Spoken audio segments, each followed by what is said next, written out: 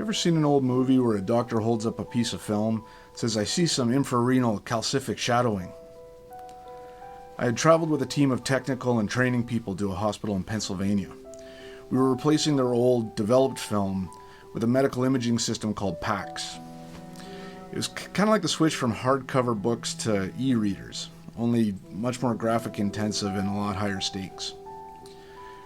In the days before, the technologists would have to load the chemicals into these machines to print the films, and they'd wait for them to develop, and the doctors would have to wait for these studies to show up, and the clerks would have to run them to the readers and load them up. And so it was a timely process, and it was not friendly for the environment, and most people didn't like it at all. So when we came to replace this, most people were pretty happy about it. One radiologist, not so much.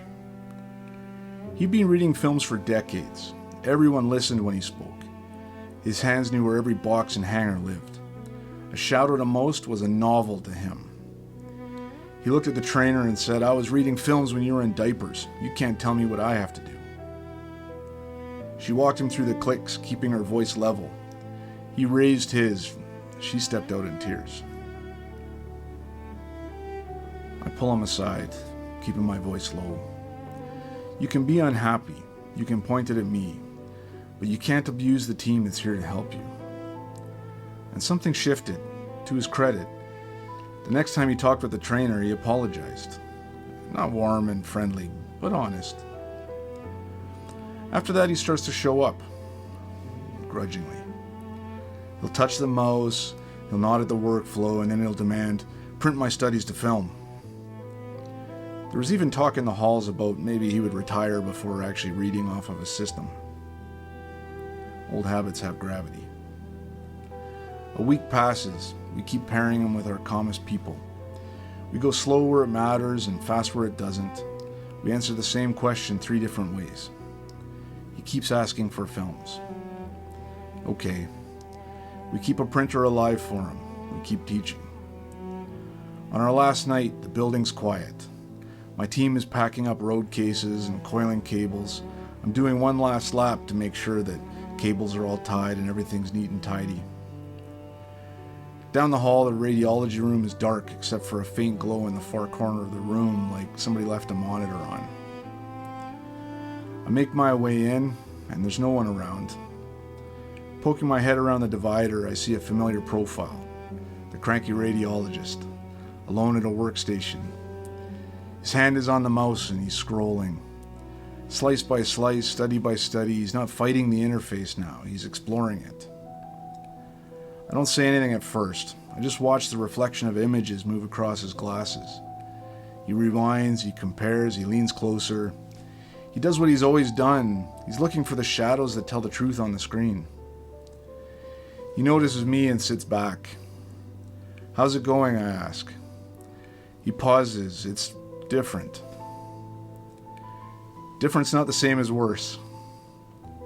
"We're heading out," I told him. He nods, and then he did something I didn't expect. He stood up, he shook my hand, and he said, "Thanks for working with me." Not a victory speech, just a simple human concession to change. That might be the most impactful corner I've ever turned, literally. One minute it's doubt and friction, the next it's a brilliant man doing his life's work in a new way. And here's what I carried out of that room. Technology is the easy part. It can be explained, it can be trained, it either works or it doesn't. Change is the hard part, because change is personal. It asks, who am I if the tool changes? What happens to the work I'm so proud of? Do I still matter here? People don't resist the future. They resist humiliation. They resist feeling stupid in front of their peers. They resist losing the things that help them be the best at what they do. And the lever that moves all of that is not another feature demo. It's respect. Boundaries for how we treat each other.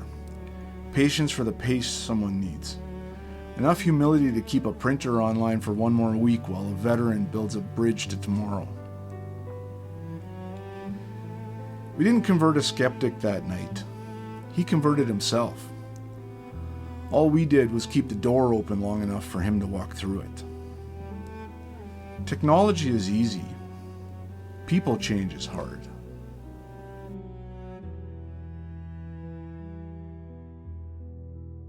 Once the dust settled and everyone was home, we would send a questionnaire to the site to ask how the implementation went.